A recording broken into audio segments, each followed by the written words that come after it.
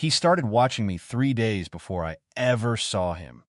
At least, that's what he later told me. Back then, I thought the silence around my cabin was just the wind moving through the dry grass. I thought the feeling of being watched was nothing more than a restless mind worn thin by too many quiet nights.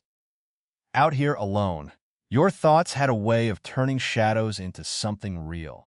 But this time, they weren't wrong. I lived at the edge of town, far enough that no one passed by unless they had a reason. The land wasn't much: dry soil, stubborn crops, and a cabin that creaked with every shift of the wind. But it was mine, and that meant something. At least, it used to.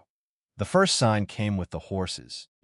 Faint tracks in the dirt just beyond my property line. Fresh. I hadn't seen anyone ride past, which meant they hadn't wanted to be seen. I stood there longer than I should have, staring at those tracks as the unease settled deep in my chest.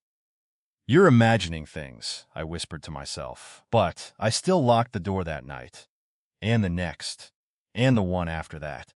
By the fourth night, I stopped pretending. Someone was out there, watching, waiting.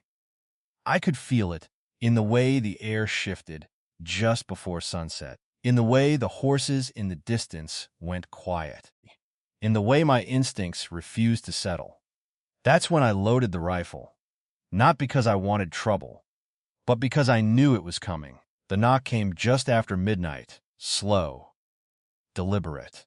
Like whoever stood on the other side knew exactly what they were doing. I didn't move at first. The knock came again, louder this time. "I know you're in there," a man's voice called out, calm, confident, too confident. "Go away," I replied, keeping my voice steady. A pause, then a quiet chuckle. "You've been alone out here too long," he said. "It's not safe." I tightened my grip on the rifle. "I'm not alone," I said. Another pause, longer this time, then. That's not what I heard.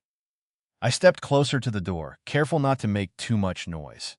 "What do you want?" I asked. "To help," he said. That was the moment I knew he was lying. Men like him didn't come this far out in the middle of the night to help. They came to take. "I don't need it," I replied. His tone shifted slightly. "Open the door." "No." Silence. "Then, you don't really think you can stop me, do you?" The words sent a chill through me, because I knew he believed them. The door shook under the force of his first Adar. Wood cracked.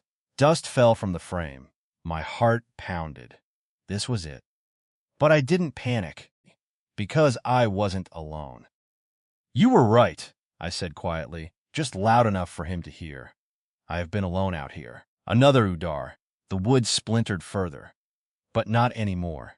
The door burst open. Cold air rushed in along with him. Tall, armed, dangerous. His eyes scanned the room quickly, looking for weakness, looking for fear.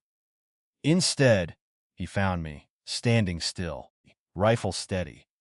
And something else, something he didn't expect. "You should have listened," he said, stepping forward. "No," I replied calmly. "You should have." A sound behind him, subtle, but enough.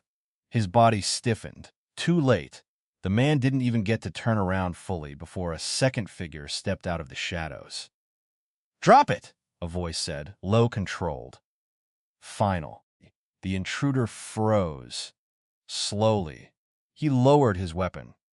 "You said she was alone," the second man continued. There was something cold in his tone, something dangerous. The intruder swallowed hard. That was your mistake." I lowered the rifle slightly, my hand steady now. "Thought you'd come sooner," I said.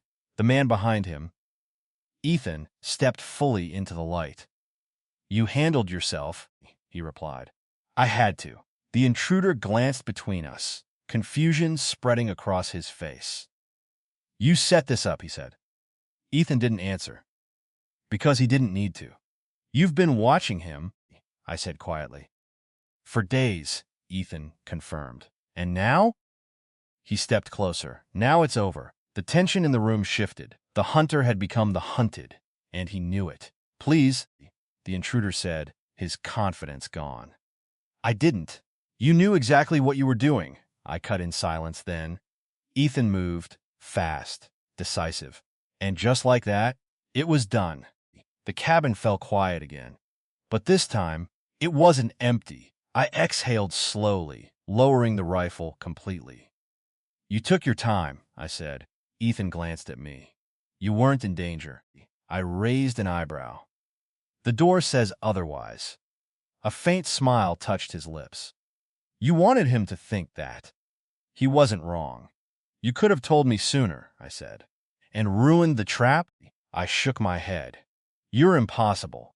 And you're still standing, he replied. Silence settled between us. Different now. Less tense. More certain. He really thought I was alone, I said after a moment. Ethan looked toward the broken door. They always do. Fobbed ending out here. People see what they expect to see. A woman alone, a quiet cabin, an easy target. But they don't look closer. They don't notice the signs, the warnings, the truth, hiding just out of sight. And by the time they do, it's already too late.